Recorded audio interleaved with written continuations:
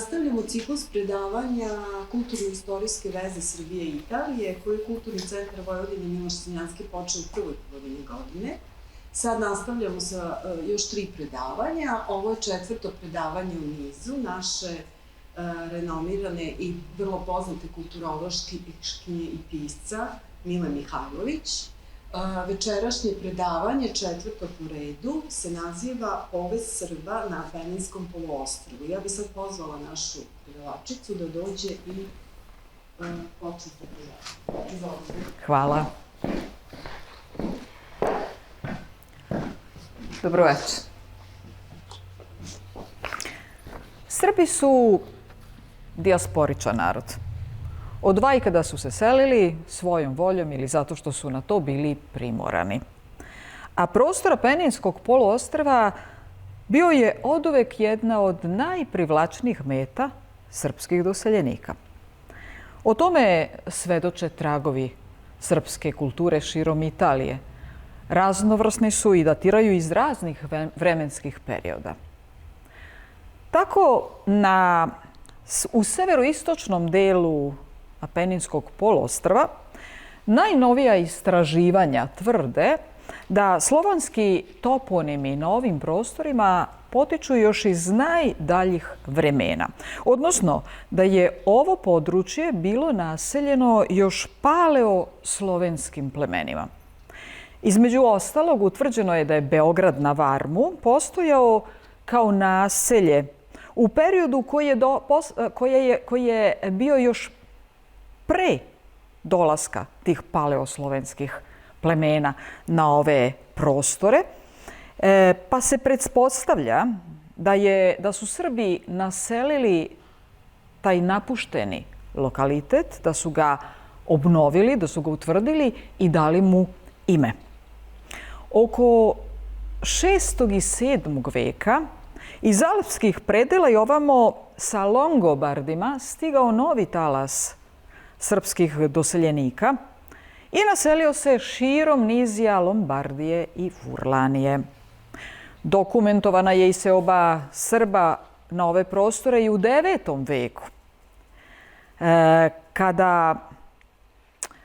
i početkom 10. veka, kada na poziv biskupa iz Akvileje Srbi se vraćaju na svoja imanja, ostala prazna, nakon pustoši koju je sa sobom donela 899. godine najezda Avara, najezda Mađara, takozvana Vastata Hungarorum. Tako se u dokumentima iz prvih godina 11. veka navodi zamak Beograd i široka teritorija naseljena Srbima, sa srpskim naseljima, koje se zove ta teritorija Vile Sklavorum.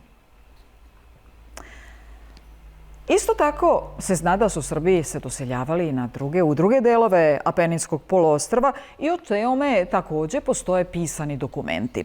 Na primjer, tokom rata Vizantije i Ostrogota za dominaciju na Apeninskom poluostrvu između 535. i 553. godine poznato je da su trupe koje je Vizantija poslala protiv Ostrogota činili i Srbi i da su u tom pohodu ratnom stigli čak do Rima.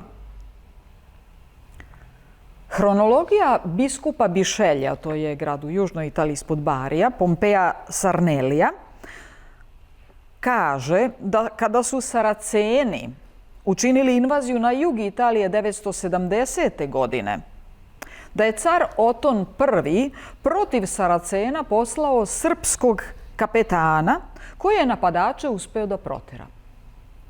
Crkveni vjerodostojnik dalje kaže da je suveren nagradio pobedničku vojsku privilegijama, dajući im pravo da se nasele na jednoj širokoj teritoriji oko poluostrva Gargana i tu su nastale 2 velike kolonije, Viko i Peskići. Za ova 2 grada koji dan danas postoje i koje se vrednuju kao 2 među najznačajnijim turističkim lokalitetima primorskim Italije. Interesantno je da u starom dijalektu koji se još govori, koji se još čuva, preko 70% reči, termina su srpski. Međutim, najveća masovnost i koncentracija srpskog kulturnog nasleđa u Italiji vezuje se za despota Stefana Brankovića Slepog. Zbačen sa prestola i nateran na izgnanstvo posle pada Smedereva 1459. godine, on odgovara na poziv napuljskih kraljeva i prelazi u centralnu Italiju. Naime, kada je moćni kralj Alfons V. Aragonski umro, to je bilo 1458. godine, 2 godine pre toga umro je Đurađ Branković, u moćnoj državi Napuljskog kraljevstva dolazi do rasula. Njega nasleđuje po pravu sin Ferrante. Međutim, dolazi do pobune vlastele, tu su se umešale i strane sile i vode se teške borbe za presto.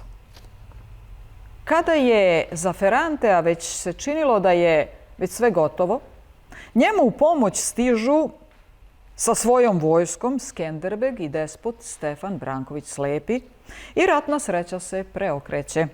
To je bilo 1461. godine. Iz zahvalnosti za pruženu pomoć dvojica vojskovođa dobili su ne samo novac, već i zemlju, titule i poziv sa privilegijama da se tu nasele. Treba imati u vidu da se pred Turcima za despotom i za to vreme silnom vojskom koju on sobom vodi, sliola nepregledna masa naroda.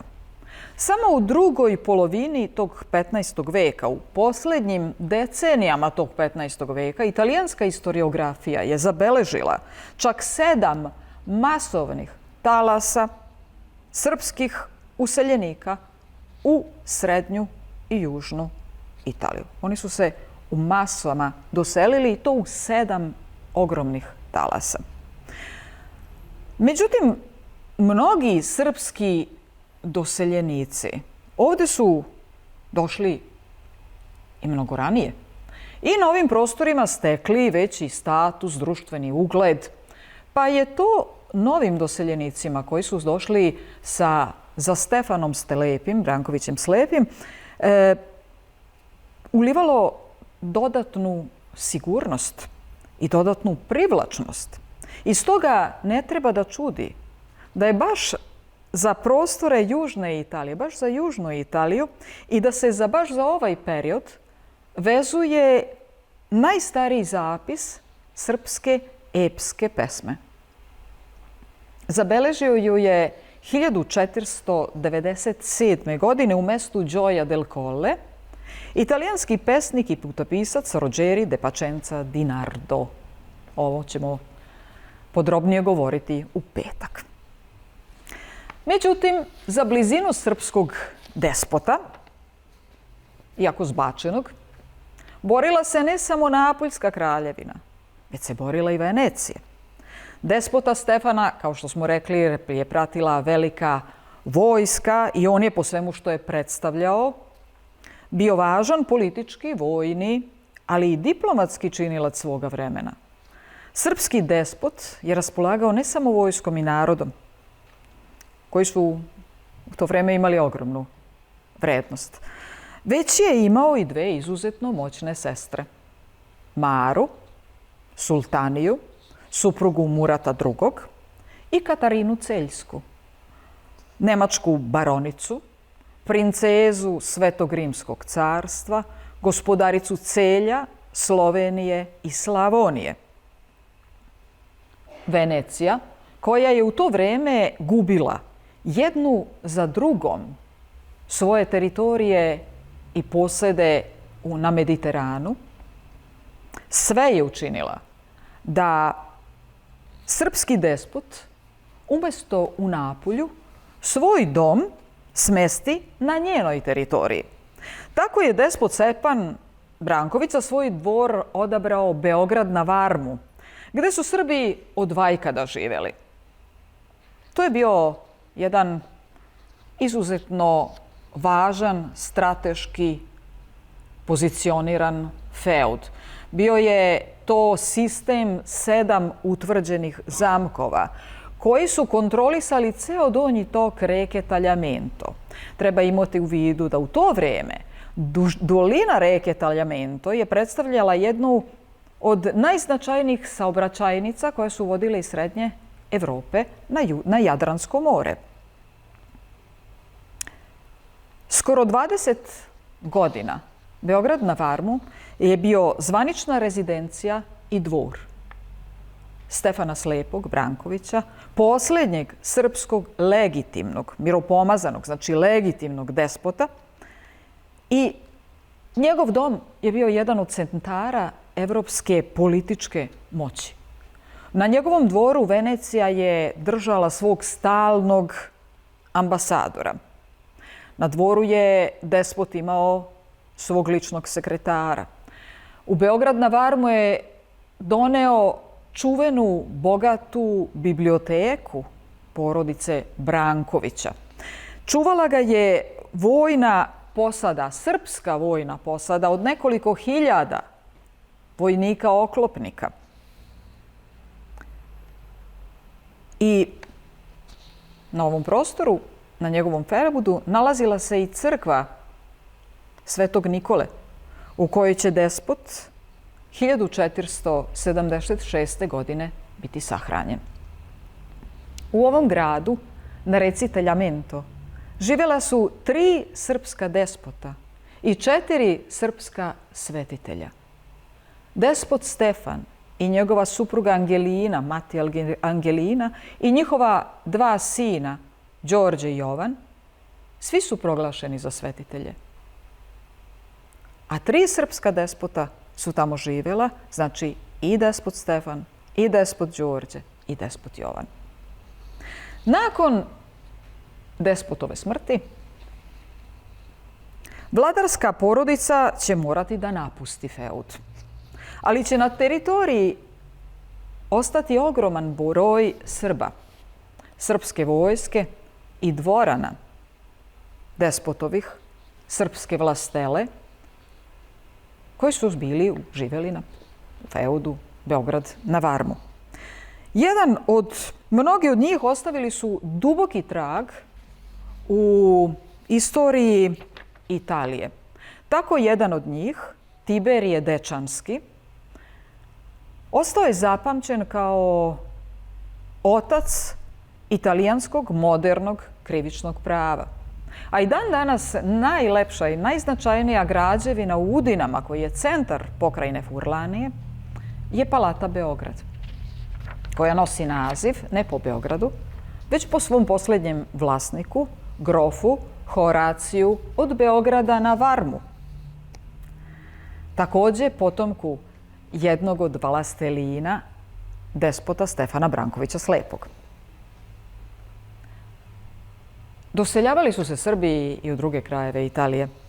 Najstarije pisano svedočanstvo o prisustvu Srba u srednjoj Italiji potiče iz 1290. godine i to je jedan zakon kojim vladar prostora koji se nalazi u današnjoj pokrajini italijanskoj Abruzzo određuje koliko poreza treba srpski doseljenici da plaćaju.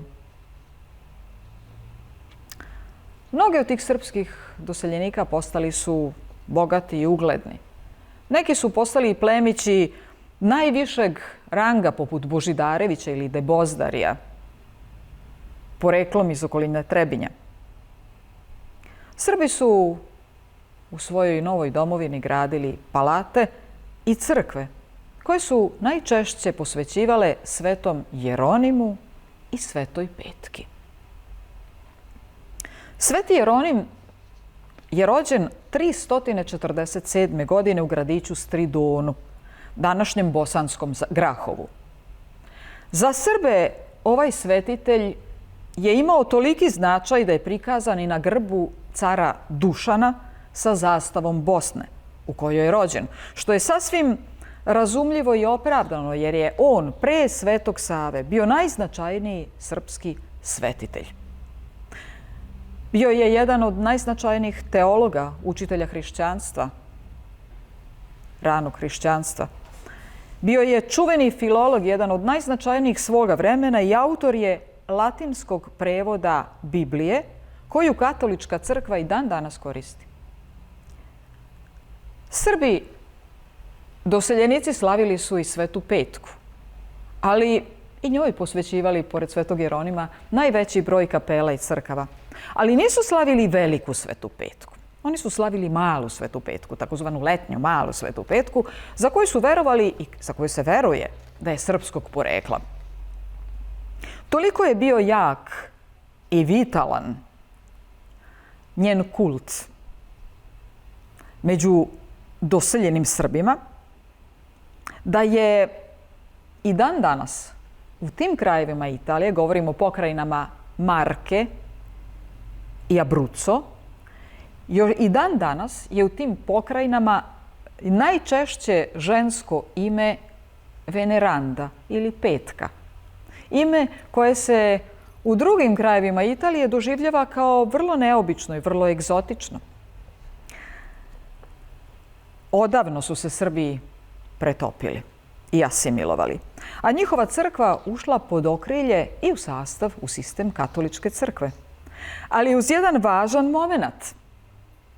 Ove crkve posvećene Svetoj Petki, maloj Svetoj Petki, nastavile su i dan danas, iako katoličke, da obeležavaju svoju slavu 26. jula, dan male, nepriznate svetiteljke, jer tu malu svetiteljku, malu Svetu Petku katolička crkva ne priznaje, jer kaže da ne postoji.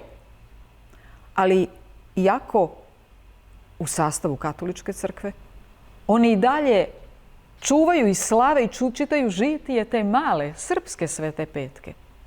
Što znači da je toliki njen kult bio ukorenjen i snažan među narodom, da se katolička crkva nije usudila da se suprotstavi svojim novim vernicima.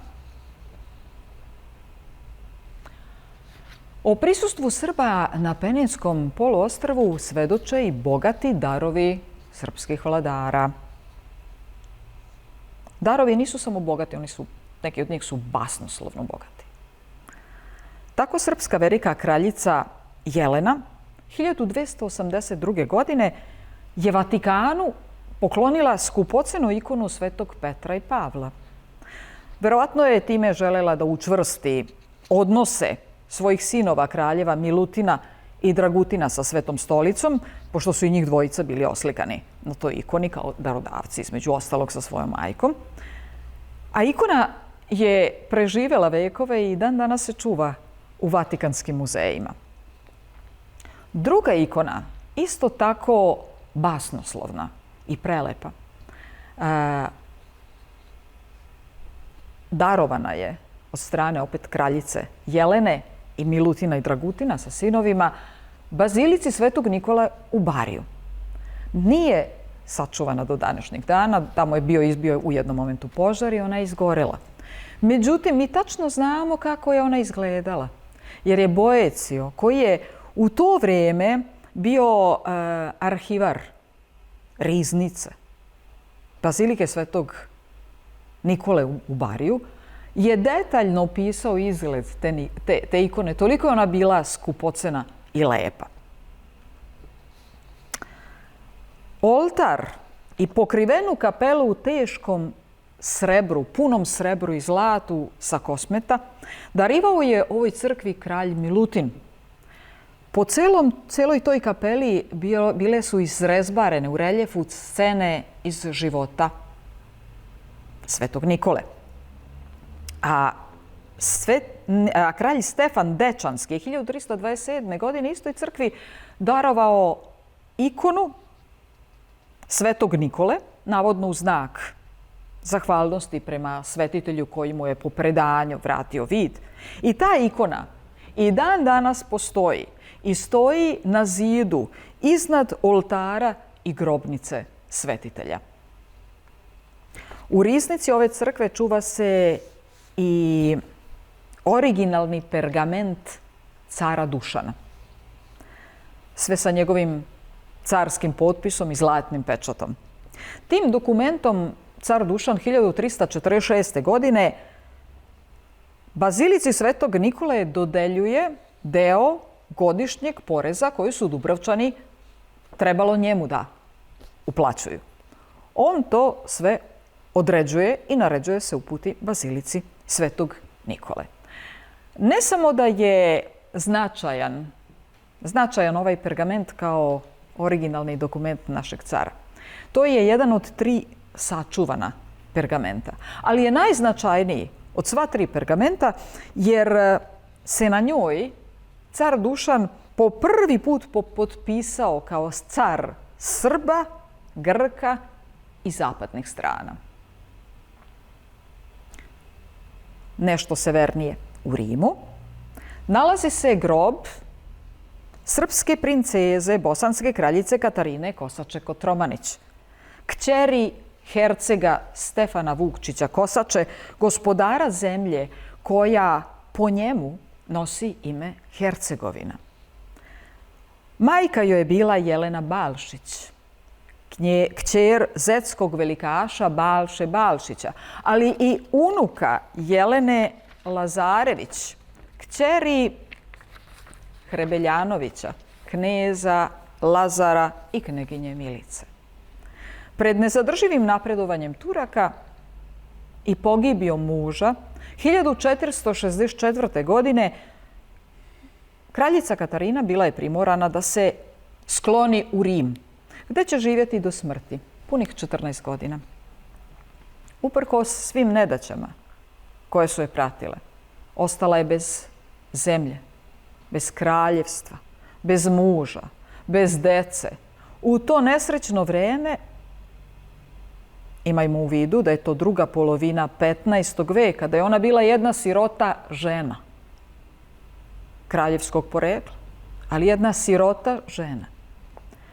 Ona je u Rimu, u tada centru sveta, centru Evrope, stekla tako sirota i sama toliki ugled da je dobila čast da bude sahranjena u najznačajnoj crkvi rimskog naroda, u crkvi Santa Maria u Aračeli, gde je bio održan i trijumf pobede u bitci kod Lepanta. Sahranjena je na najznačajnijem mestu, tačno ispred oltara, u punoj fizičkoj dužini groba. A ćirilični epitaf na grobu, u kome za večnost ponosno ističe svoje srpsko poreklo, za života je sama sebi ispisala. U centralnoj pokrajini Molise u 14. veku bilo je 9 čisto srpskih sela. Sve do kraja 19. veka njihovi potomci su uspeli da zadrže svest o svom srpskom poreklu i da sačuvaju svoj jezik i običaje. Kao najautentičniji dokaz njihovog srpskog porekla navodi se da oni još uvek za Božić nalažu padnjak. Ispričat ću vam jednu kratku digresiju na ovu temu. Pre jedno 7-8 godina u Campobasu, to je centar pokrajine Molise, došla sam poslom da prisustvujem jednoj velikoj manifestaciji poslovnoj i dolazim u gradski hotel. Žurim, jer kasnim, voz je kasnio, i ja se obraćam gospodinu na recepciji, na italijanskom naravno, i kažemo mu, oprostite, ja sam Mihajlović i molim vas, imam rezervisanu sobu, i on mi odgovara sa osmehom smireno. Ja sam razumela što je on rekao, ali moj mozak u tom momentu nije registrovao. Registrovao je da nešto nije u redu. I ja mu ponavljam na italijanskom nervozno, isto to, da žurim i da imam rezervaciju i oni mi opet smireno odgovara. Što ja opet sve razumem. Ali opet moj mozak kaže nešto nije u redu. On se meni obratio jezikom koji se govorio u 14. veku. Srpskim jezikom koji se govorio 1300 i neke godine. Ja ne mogu da vam objasnim taj osjećaj. To je nešto jednostavno neverovatno. Oni su sačuvali svoj jezik i običaje do današnjeg dana sami u srcu planinskog dela centralne Italije. Ti ljudi još govore naš jezik. U južni grad Matera, grad u kamenu, koji je od 1993. godine upisan na listu svetske baštine UNESCO-a, Srbi su došli u vreme aragonskih kraljeva i naselili se i urbanizovali njegov najstariji deo, o čemu također postoje brojni sačuvani dokazi i pisani dokumenti. Neki od njih su i duhoviti, simpatični. Recimo, jedan pisani dokument o sukobu između biskupa i napuljskog kralja zarad zahteva sina jednog doseljenog Srbina koji je došao tu. Jer Srbi su naselili najstariji deo, urbanizovali ga, proširili i živjeli su tu u grupi, u celoj četvrti. Potom su se oni širili, rasli u ugledu i statusu i polako su se pretopili. Međutim, postoje dokazi koji i pisani i drugi da su to Srbi bili. Čovjek je odlučio da on radi u toj crkvi i da bude jedan od crkvenjaka. Međutim, drugi su se u crkvi pobunili, prvi paroh. I onda su oni se žalili biskupu pismom da ne može on da bude crkvenjak u crkvi kojoj on ne pripada. A onda se taj Srbin žalio direktno napuljskom kralju, jer on ima privilegije. Oni su imali silne privilegije. I on nije uopšte imao nikakvih problema da se obrati direktno kralju Napulja, a kralj Napulja, toliko su mu im Srbi bili značajni, da direktno piše tom biskupu i traži od njega da ovom čoveku da mesto crkvenjaka. A ovaj njemu odgovara. I sad to je cela jedna pravna prepiska o zakonima, to ne može. I sad njemu biskup kaže, pa čekajte, ne može on da bude kad on ni ne zna, nije ni naše vere, a njegov otac, kaže, ni ne zna naš jezik, niti je znao ikada naš jezik i oni su deo jedne, pripadaju jednoj crkvi i veri koja uopšte nema veze sa našom i koja je se nekim čudnim ritualom obavlja, a koja nije grčka. Tako da imate o tome niz detalja. Recimo slika. Srbi postaju bogati. I sad daruju crkve koje su sami sagradili ili kapele ili crkve u koje odlaze. I sad imate oslikanog muža i ženu. A žena ima burmu na desnoj ruci. I sada u Italiji katolici nose burmu na levoj ruci. U jednom momentu, 1600. i neke godine, jedan od njihovih historičara piše o svemu tome, u istoriji grada i ne može da zaobiđe te portrete koji su skupoceni i tu crkvu koja je izuzetno važna. I sad pokušava da objasni zbog čega ta žena nosi burmu na desnoj ruci, pa su sad tu simpatična objašnjenja.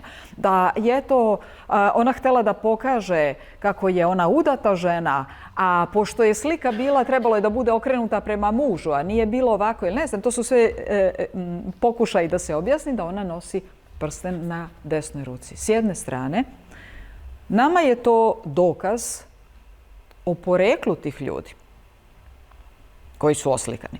A sa druge strane je i činjenica da su se oni već pretopili i da je to prešlo u zaborav. Jer već 1600. godine tamo Srbi su Italijani. odnosno stanovnicima Tere. Nisu više Došljaci. Nažalost, o prisustvu Srba na Peninskom poluostrvu naša javnost malo zna, jer je ova tema sve do skoro ostala izvan svakog ozbiljnijeg naučnog istraživanja. Druga strana kulture sećanja je kultura zaborava, ima običaj da kaže profesor dr. Milivoj Pavlović.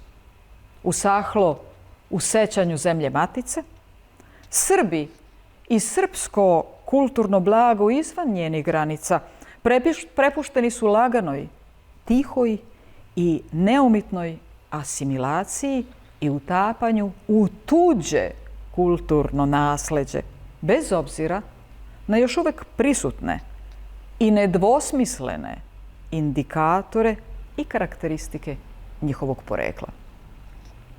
Srpski kulturni pojam je vrlo širok pojam i ne poklapa se sa administrativnim granicama naše zemlje, već je znatno obuhvatniji pojam. Donedavno je bilo uobičajeno da se govori kako se srpski kulturni prostor na severu penje do Sentandreje. Na jugu se proteže do Hilandara, na zapadu ide do Krke, do manastira Krke. Nakon temeljnog naučnog istraživanja objavljenog u mojoj knjizi Kulturno pamćenje tršćanskih Srba, o čemu smo govorili podrobno u 3 predavanja ovog proleća, zapadna granica srpskog kulturnog kruga se proširila za više stotina kilometara na zapad. Ja se nadam da će i ovo novo istraživanje, objavljeno u knjizi Povest Srba na Peninskom poluostrvu, učiniti još jedan korak napred u spoznaji istinskih dometa srpske kulture na prostorima današnje Italije. Hvala vam.